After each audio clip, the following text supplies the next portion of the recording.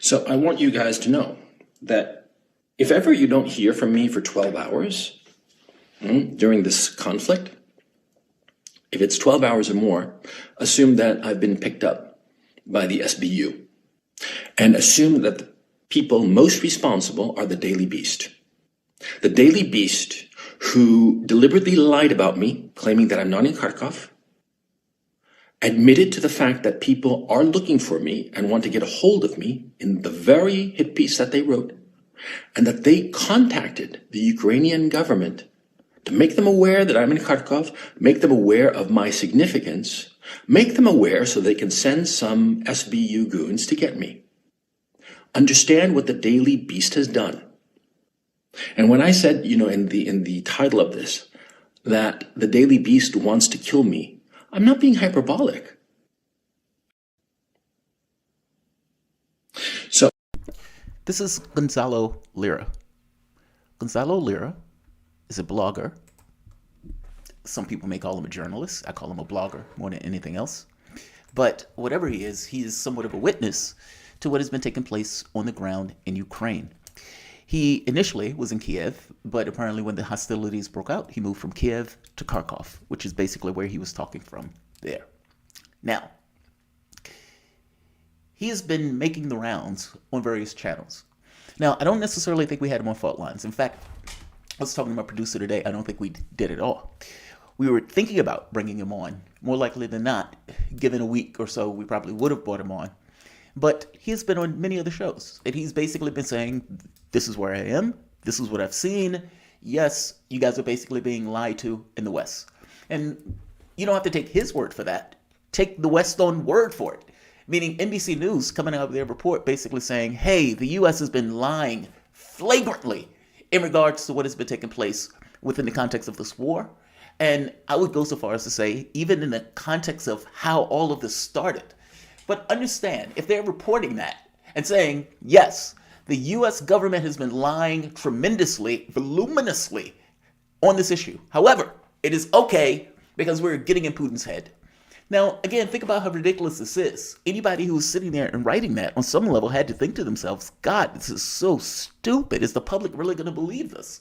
That Vladimir Putin, who's involved in a military campaign to liberate the Donbass region and to stop the Ukrainian military from basically killing other Ukrainians that just so happen to be ethnic Russians or Russian speakers, that he cares one iota about what you are putting out as lies to your own local population. Do you honestly believe that Putin is somewhere reading the New York Times thinking to himself, wow, this is not what I was going to do, but now that they put this in a newspaper, despite it being false, that it is somehow going to affect my decision space? It's not. He's not going to care. It's as if you don't believe that he knows that what you're writing down are lies, and that he is somehow going to be swayed, for whatever reason, by the lies that you write down.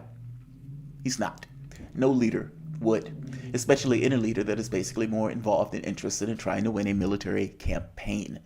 And fact of the matter is, the issue with Ukraine is not entirely about Ukraine. I mean, the reason why all of these countries are willing to dump so much money and weapons to have them basically fight to the last dead Ukrainian. Ukrainians on some level is being used for cannon fodder. And unfortunately, like I said, I don't think I've ever said a nice word about Zelensky in this case. Because at the end of the day, regardless of what these larger nations wanted in regards to their machinations to attack Russia or undermine Russia to fulfill this kind of objective, to destroy the Soviet Union and any remnant of the Soviet Union being this kind of last remaining power center. Well, Ukraine is basically being used as a weapon to try and attempt to do that. Either we're going to encircle Russia or Russia's going to get involved. And in this case, they got involved to deal with their security concerns. Okay, fair enough. But from the standpoint of European states and from the standpoint of the United States, they look at this as this has to do with Europe in and of itself, not just the issue of Ukraine. And however this turns out, Ukraine, whatever it limps out of this as this kind of broken and nation at this point, an exhausted nation, it's at the very least seeming to be balkanized. Now, yes, the Ukrainians are going to care about that.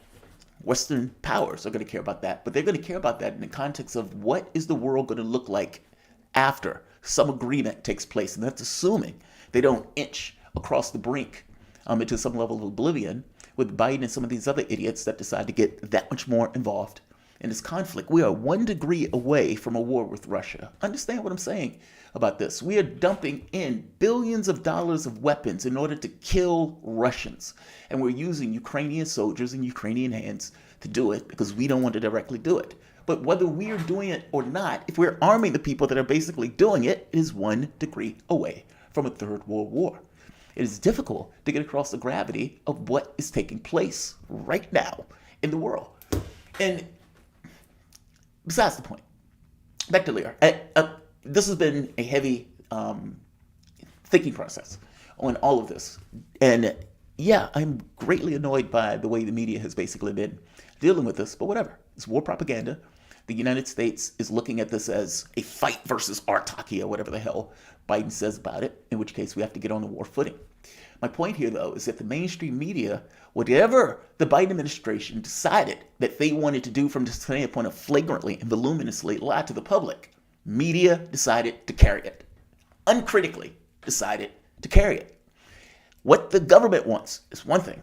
What media decides to do is something else. They have an ethical, philosophical duty to the public to be this fourth estate, to give context and understanding, especially in situations where the government is lying in order to get this country wrapped up into this kind of context of a war footing, more or less. There have been some people on the ground pushing back against those narratives and have been basically trying to say, look, I know what they're telling you guys, but take their word for it. When they tell you they're lying, they are indeed lying.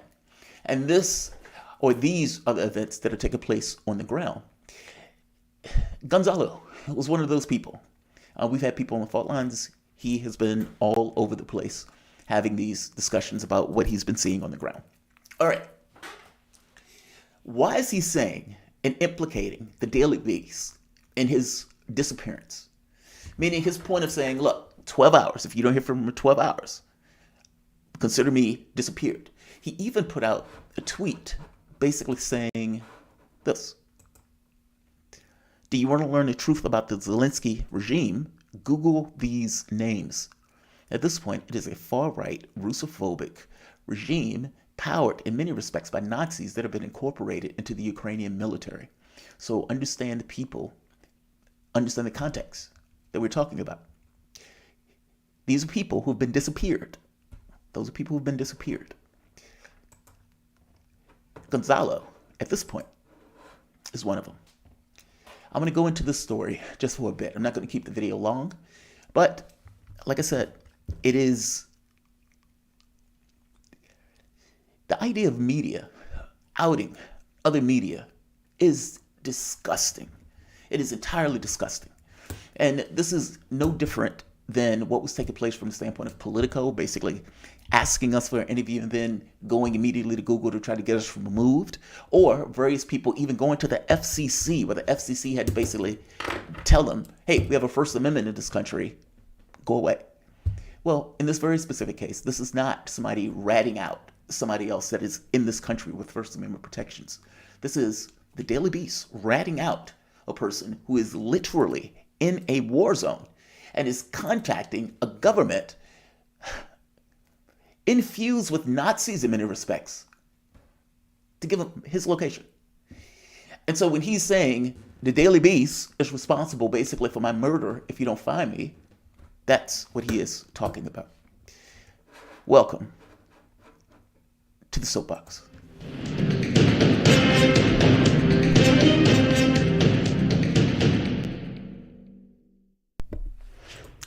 My name is Jamarl Thomas. This is the Progressive Soapbox.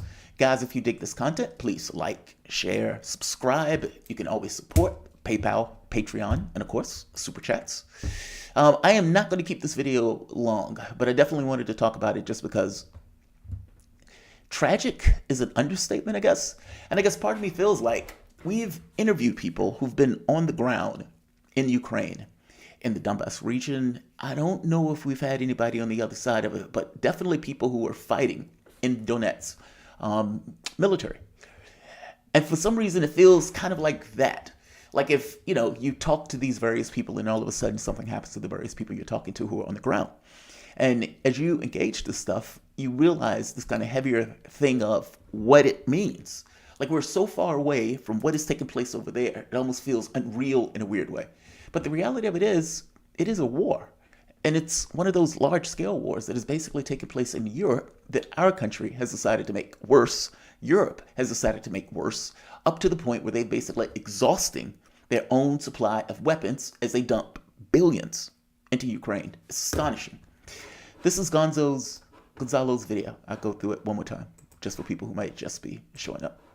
So I want you guys to know that if ever you don't hear from me for 12 hours during this conflict, if it's 12 hours or more, assume that I've been picked up by the SBU and assume that the people most responsible are the Daily Beast. The Daily Beast who deliberately lied about me, claiming that I'm not in Kharkov, admitted to the fact that people are looking for me and want to get a hold of me in the very hit piece that they wrote, and that they contacted the Ukrainian government to make them aware that I'm in Kharkov, make them aware of my significance, make them aware so they can send some SBU goons to get me. Understand what the Daily Beast has done. And when I said, in the title of this, that the Daily Beast wants to kill me, I'm not being hyperbolic. No, he's not being hyperbolic. I mean, think about it for yourself for the moment. You're in a war zone. You're literally in a war zone. And in that war zone, as you get video and everything else, and you're having, sending that stuff back, and it's anti-government information, meaning it's information that the government does not necessarily want coming out, especially since it doesn't necessarily fit this narrative that is being run through U.S. and mainstream media from the standpoint of NATO countries. It's basically state propaganda at that point. I don't know the difference between those things. I mean, if your government is basically putting out anything, and you as a media runs with the anything they put out uncritically, or for that matter, just getting information from Ukrainian sources, which is basically literally in the middle of the war itself and is losing that war and has every reason to put out all sorts of propaganda in that sense, then how's that different from state media? I have no idea. But SBU has to do with Ukrainian Secret Service. What is Gonzalo talking about? Daily Beast writes a hit piece, thus. How a sleazy American dating coach became a pro-Putin shill in Ukraine. It's funny how it's always pro-Putin. Not, Daily Beast. Nobody in the Daily Beast is on the ground. Nobody. Not a single person. And yet, this guy is. Now, most of this is just the U.S. media says X, and he's saying Y. Okay, so I can skip that part. The part I want to get down to is this right here. Lira has claimed that Zelensky administration sent men to his home in Kharkov. That's supposed to be Kharkov. You spelled it wrong, Daily Beast. This notion of Ukrainianizing words is fucking ridiculous. To disappear him, but miraculously avoided them and was at least recently hiding out in an undisclosed location in the city. The Ukrainian government did not respond to a request to comment, but many experts doubt the veracity of the account and question whether he's really in Kharkov. All right. Let's keep going. There's one more part, I think. Now, the key part here is that they admit to contacting the Ukrainian government in order to basically, meaning the Ukrainian government didn't give us a response. That's basically what they end up saying. But in order for them to say the Ukrainian government didn't give us a response, you had on some level to contact the Ukrainian government. All right. So you have a government of far-right Nazis, in some cases, or at the very least the military, infused into the military. And even if you take that part out of it, let's say that has more to do with military matters and everything else. Okay, fair enough. But you have a government that is basically losing a war. It's existential to the various people in Ukraine. Do you not know that they know it's existential? Whatever Ukraine is going to be at the end of this is going to be basically something else. And because it's going to be something else, they don't know what that something else is. It's not going to have the Donbass region. Mariupol is going to be the land bridge to the Crimea, meaning those are going to be areas that are going to be basically balkanized. Those people who are fighting in that conflict know that.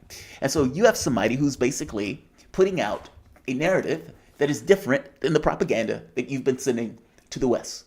Lira has been doing one interview after the next. Would it be beyond the people who are on the ground in that war, who's losing that war, to go silence him and shut him up? And my point is, no, it wouldn't be. And at the point where you're the Daily Beast, and it's right here, the Ukrainian government did not respond to a request for comment. Okay, that means you, on some level, had to contact the Ukrainian government. Did you, and did that contact make them aware of Lira? And in making them aware of Lira, is this a situation where Lira ended up on some level being disappeared, tortured, and killed? We have no idea. We have no idea. Now, reports are out that have been making the rounds that have been saying that they believe that Lira has been captured and Lira has been killed. To me, I don't know that. And so I can't necessarily say that. But I can show you where they're getting that from. This guy is one of the Nazis that ended up in Bucha after the Russians left. This account right here, Alexei, I think it is, what is it, Boatsman or something to that effect. All right. Gonzalo has missed interview with George Galloway. Now, this was a few days ago, maybe a little bit less than a week ago. He puts in, thank our local Kraken. The irony of Gonzalo Lira, a Chilean, being caught by a guy with the call sign Chile is hilarious. Anyway, let's hope the beheading pops up on Instagram soon. He says, let's hope this is true. This is somebody basically saying we don't know for sure if he's dead. They might be torturing him.